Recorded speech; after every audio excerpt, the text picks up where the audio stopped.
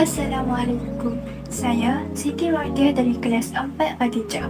Di video ini saya akan menjelaskan secara ringkas keseluruhan tajuk untuk subjek adab tingkatan 4. Untuk subjek adab tingkatan 4 ini, kita akan belajar tentang 3 zaman, iaitu zaman Jahiliyah, zaman Setelah Islam dan zaman Umayyah.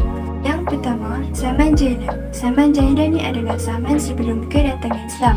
Zaman ini telah bermula di antara 150 sehingga 200 tahun sebelum kedatangan Islam. Adab zaman Jahiliyah ini ada dua jenis, iaitu syair dengan nasar.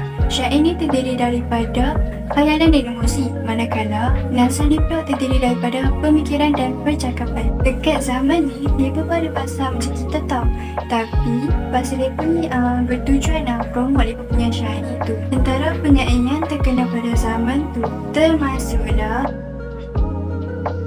kemudian kita tengok nasar pula. Nasar ni kalau dalam bahasa Melayu ni kita panggil prosa lah. Okay, nasar ni dia kurang digemari oleh orang Arab sebab orang Arab pada zaman tu mereka tak pandai baca, dengan bagi mereka ni syair ni lebih mudah lah nak menghafal. Antara jenis-jenis nasar ni termasuklah khutbah, sajak, kata-kata ghimah, peribahasa, wasiat dan sebagainya. Nasar yang wajib hafal dalam tingkatan 4 ni ialah khutbah Khusu bin Saidah. Kedua, zaman Setelah Islam, iaitu zaman kemunculan Islam. Zaman ini telah bermula dengan diutusnya Nabi Muhammad SAW dan berakhir dengan berdirinya kerajaan Umayyah pada 41 Hijrah. Kedatangan Islam telah mengeluarkan orang Arab daripada kegelapan. Dalam zaman ini juga terdapat syair dengan nasar, tetapi dia lebih kepada memuji Nabi Muhammad SAW.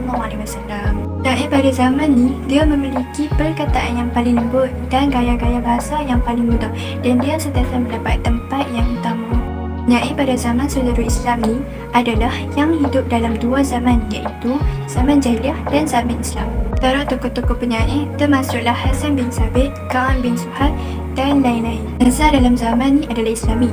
Khutbah dianggap salah satu pengaruh Islam yang paling menonjol. Khatib akan memulakan khutbah dengan menyebut nama Allah, memuji Allah, berselawat ke atas Nabi dan memasukkan beberapa ayat Al-Quran dalam khutbah mereka.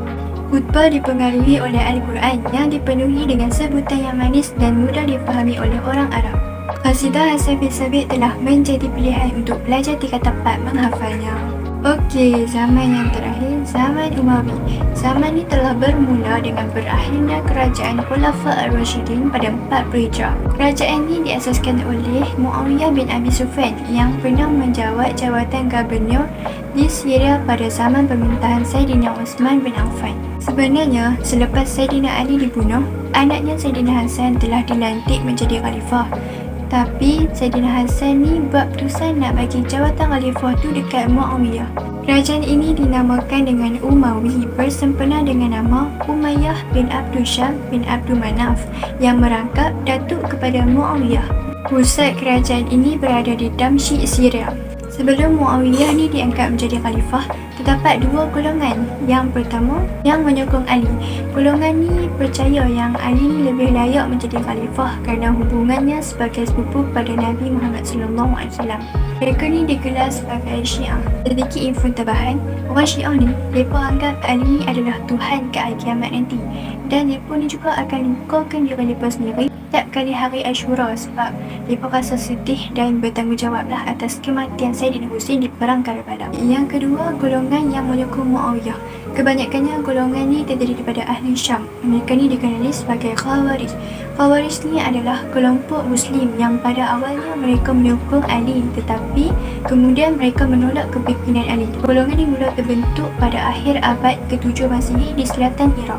Okey, itu sahaja daripada saya. Diharap semua yang menonton video ni faham dengan apa yang cuba disampaikan. Mohon maaf andai terdapat kesilapan atau kekurangan dalam video ini. Sesungguhnya yang baik itu datang dari Allah dan segala kekurangan itu datang dari diri saya sendiri.